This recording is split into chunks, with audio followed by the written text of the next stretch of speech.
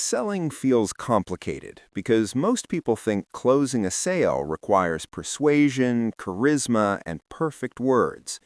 In reality, the complexity is mostly imaginary. Sales only look difficult when we misunderstand what is actually happening. Many beginners believe selling means convincing someone to buy something they were not planning to buy. So they talk more, push harder, and try to sound impressive. But the more pressure people feel, the more they resist. Human psychology naturally moves away from anything that feels like manipulation or force. So instead of asking how to sell better, we should ask a simpler question. What is a sale actually solving? Every buyer walks into a conversation carrying a problem. Sometimes it is obvious, sometimes it is hidden, but the problem always comes first. The best sellers do not start by pitching, they start by noticing. Observation replaces persuasion, curiosity replaces pressure. When people feel understood, their defenses lower automatically. Listening does more work than talking ever could. Most problems have layers.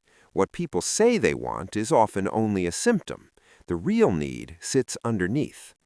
Once the real problem becomes clear, the product stops being a pitch. It becomes a tool designed for a specific job.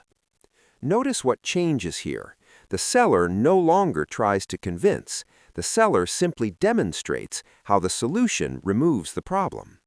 When the solution fits, the decision feels logical instead of emotional pressure. Buyers move closer instead of pulling away. Trust forms when someone feels helped rather than handled.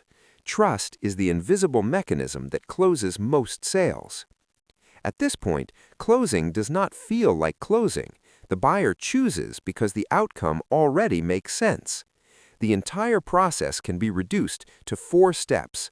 Understand the problem, confirm the need, match the solution, allow the decision.